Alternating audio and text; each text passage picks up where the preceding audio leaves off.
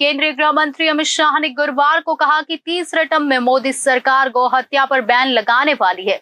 जो गौ हत्या करेगा उसे उल्टा लटका देंगे। अभी कई राज्यों ने अपने हिसाब से कानून बनाया है या बैन लगाया है।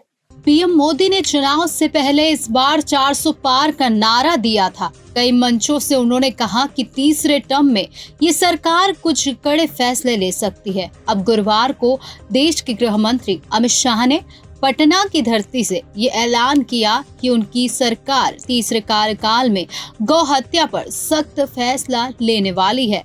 पटना की एक रैली में बोलते हुए शाह ने कहा कि एनडीए अगर तीसरी बार सत्ता में आई तो वो गौ हत्या पर प्रतिबंध लगाएगा और गौ तस्करी में शामिल लोगों सहित अपराधियों को उल्टा लटका कर सजा देगी।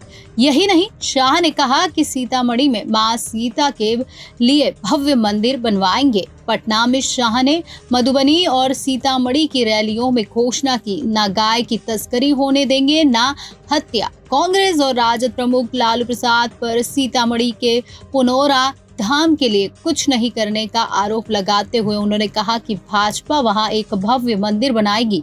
उन्होंने कहा कि कांग्रेस और राजद पीएफआई जैसे प्रतिबंधित संगठनों को बचाने में इतने व्यस्त है कि जो भारत को एक इस्लामी राज्य बनाना चाहते हैं। बिहार की धरती से अमित शाह ने सख्त लफ्जों में कहा कि पहले इस क्षेत्र में बड़ी संख्या में गौ हत्या के मामले सामने आते थे। शाह ने अपील की कि आप मोदी को तीसरी बार पीएम बना दो, इन गौ हत्यारों को उल्टा लटका कर सीधा करने का काम हम कर देंगे। अमित शाह ने लोगों से कहा कि हमने अयोध्या में राम मंदिर बनाने का काम किया, अब हम लोग उसकी जन्मस्थली सीतामढ़ी में भव्य मंदिर बनाएंगे। शाह ने कहा कि विपक्ष तो राम मंदिर से दूर भागता है। सीता माता का तप, तपस्या, त्याग, समर्पण और उनके अनुरूप कोई मंदिर बना सकता है तो वह मोदी सरकार ही है।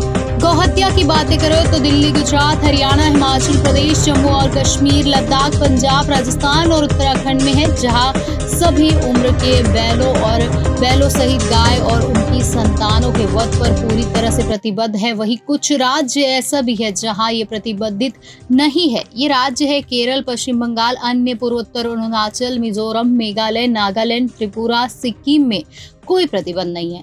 मणिपुर में महाराजा ने 1939 में गौ हत्या के लिए मुकदमा चलाने का आदेश दिया, लेकिन गौमांस का व्यापक रूप से सेवन किया गया था।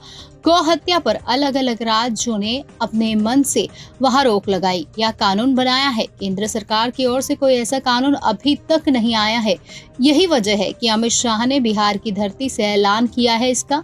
तीसरे टर्म में मोदी सरकार अब इस पर कानून भी ला सकती है। लोकसभा में अगर बहुमत रहा तो ये कानून भी बन सकता है।